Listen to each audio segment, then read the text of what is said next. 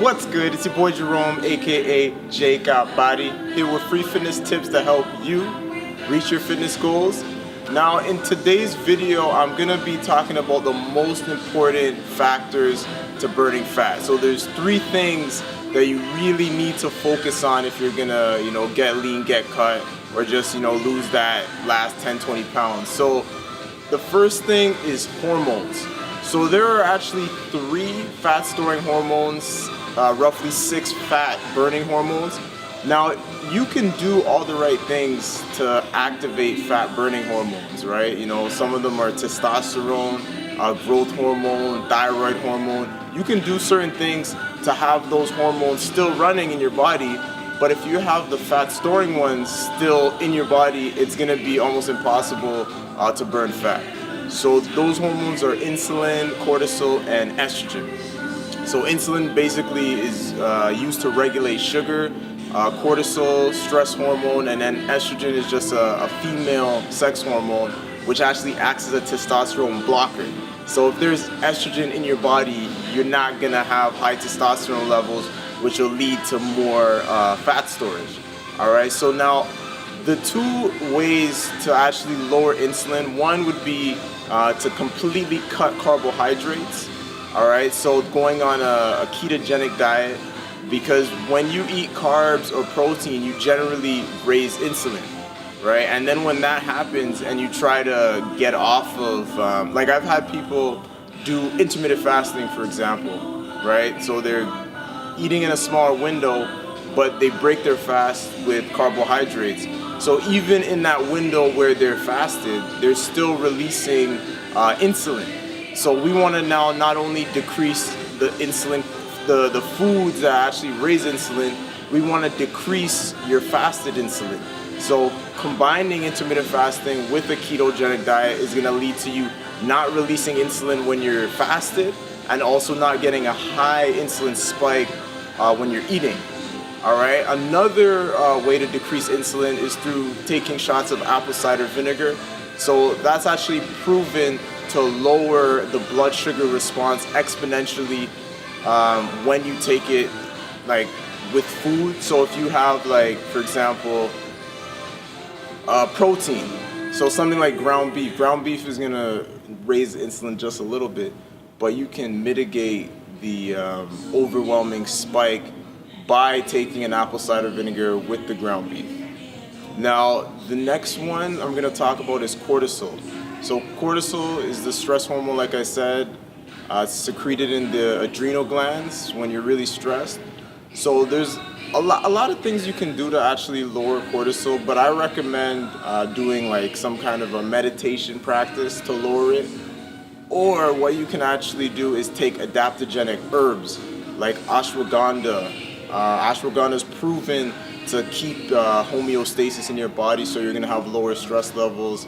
Rhodiola, quercetin. So I would take all 3 of those herbs if you really want to lower cortisol.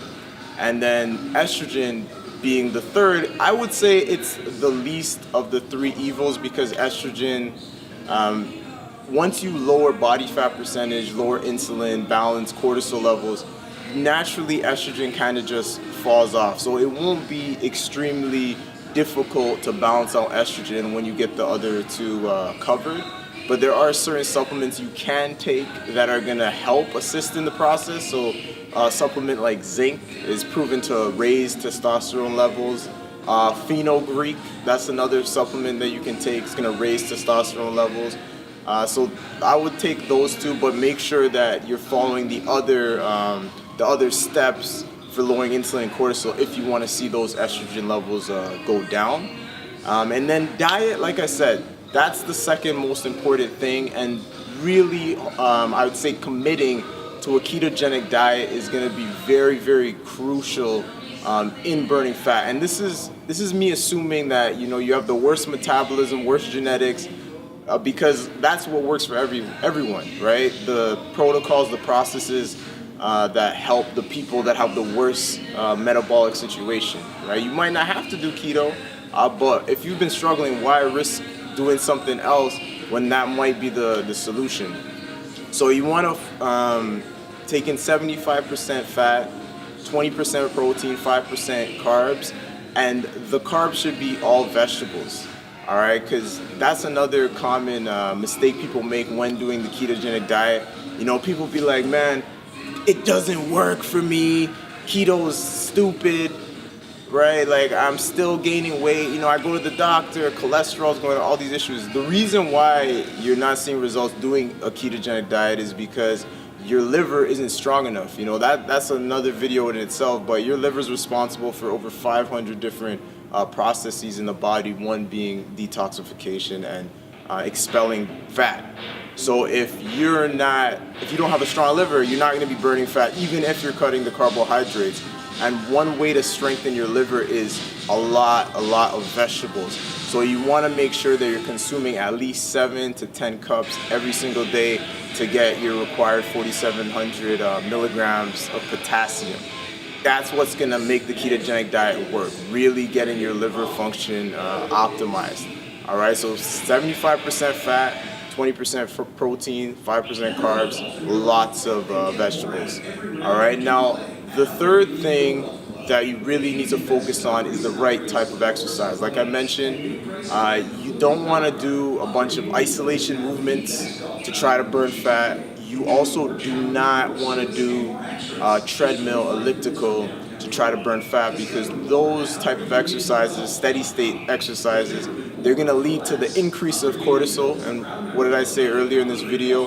Cortisol is the stress hormone. So imagine, you know, you think you're doing everything right, you know, you're on the elliptical burning calories, but you're also raising stress, leading to more fat storage and muscle wasting, right? So you want to do full body compound movements, so multiple joint movements, you know, burpees, squats, deadlifts, bench press, dips, pull-ups, things like that are gonna activate fat burning hormones. So once you totally nullify all the fat storing ones, now you're doing all the things that are gonna lead to the flourishing of the fat burning ones, right? So doing compound movements activate the GH, the testosterone. It's gonna lead to more fat burning, all right? And then the second thing you wanna focus more on is HIIT cardio exercises.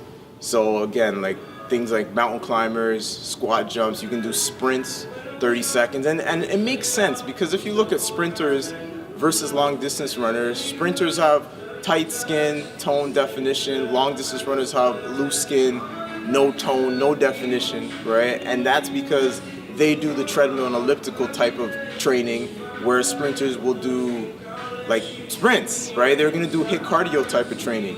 So focusing on that not only is going to lead to more muscle maintenance and fat burning, you know, you get a metabolic afterburn that's going to last you, you know, it's going to be a long-term thing. You want to optimize your metabolism, and it all goes back to the most important factor that I mentioned earlier in this video, which is hormones. Optimizing hormones is key.